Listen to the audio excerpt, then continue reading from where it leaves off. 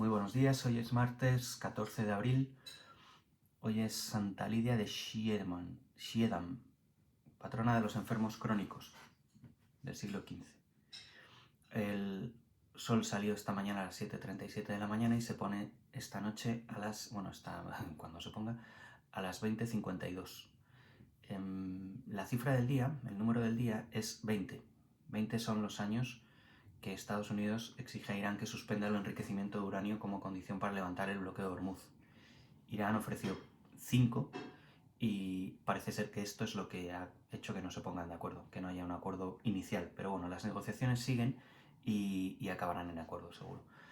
En el teatro de operaciones a nivel internacional, 18 horas después de su entrada en vigor, a las 4 de la tarde de ayer, del lunes, Irán no respondió con fuego. La idea era ver quién pestañea antes y pestañeó Irán. Amenazó con grandes palancas no utilizadas, convocó una conferencia de prensa describiendo el bloqueo como piratería, y los mercados lo que hicieron fue interpretar esa no respuesta como señal de que el conflicto sigue en modo de negociación. La brecha nuclear, Estados Unidos exige 20 años, ya lo hemos comentado, ese es el punto de negociación. El mediador pakistaní está en contacto con Washington y Teherán para reanudar el diálogo. El objetivo es un acuerdo o extensión de la tregua antes de su vencimiento, que el vencimiento ha sido llevado un poco más para allá, 27 de abril estamos ahora. El conflicto, si no hay vencimiento, pues volvería a escala total.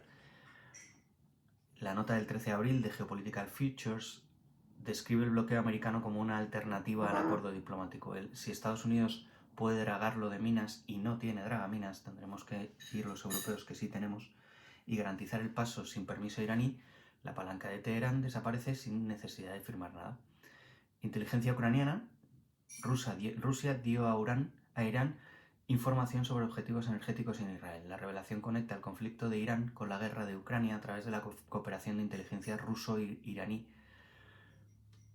demostrando que el triángulo Moscú-Teherán-Hamás, que siempre ha existido, que siempre ha estado ahí, pues sigue más vivo que nunca. En el frente financiero, el Brent cae a 98, el Brent cae a 94, ahora está en 94. La caída desde los 101 de ayer refleja que los operadores interpretan la no respuesta de Irán como confirmación de que el bloqueo es una presión negociadora. El Bitcoin se dispara a 74.000 y el Ethereum a 2.300, o sea, entre un 5 y un 7% respectivamente. Los activos registran su mejor sesión en semanas. La combinación del ETF de Morgan Stanley, la estabilización del conflicto, la rotación de capital fuera del oro están favoreciendo al sector cripto, que es la primera vez en este ciclo que Bitcoin y Ethereum suben con fuerza mientras el Brent baja, y esto es relevante. Había una resistencia en el Bitcoin en la cifra de los 73,25. Si esta resistencia es superada al cierre del día, pues sí que podemos empezar a ver que el Bitcoin empieza a despegar. Carpatos dice que el SP cayó solo un 0,2. ¿Cómo es posible que con esta situación, subiendo el petróleo tantos, caiga el petróleo solo un 0,2? Dice que la reacción es relativamente contenida y que el mercado cree que hay un acuerdo antes del 22 de abril. Cava se pregunta por qué hubo 70 personas iraníes en el envío a negociar con Estados Unidos. Pregunta por qué la delegación iraní fue tan grande. La respuesta es que Irán parece que va en serio, aunque no va lo suficientemente en serio como para ceder el núcleo nuclear. Las aerolíneas activan planes de contingencia por riesgo de escasez de combustible. Iberia ya ha anunciado que va a cortar los viajes a Cuba. El sector de aviación empieza a racionar operaciones. Si el bloqueo se mantiene más de 2 semanas, la escasez de queroseno puede generar cancelaciones masivas de vuelos en el verano. Ojo. Y en el frente interno, el juez Peinado procesa a Begoña Gómez. Hasta 15 años de cárcel por 4 delitos puede recibir. El auto describe con precisión jurídica cómo usó su condición de esposa del presidente para obtener contratos, financiación y estatus. El caso va a juicio con jurado popular. El gobierno responde con el argumento del lawfare, pero la consistencia de los indicios es inusual. Sánchez en China se alinea con Xi Jinping en Pekín. El presidente declara que Occidente debe renunciar a sus cuotas de representación y recibe la bendición de Xi, que lo sitúa en el lado correcto de la historia. La imagen es la de un líder que elige Pekín-Moscú frente al eje atlántico en el momento de máxima tensión geopolítica. El gobierno ha aprobado hoy la regularización masiva de inmigrantes, pese a las advertencias del Consejo de Estado sobre defectos graves que podían anular el proceso. El Ejecutivo avanza.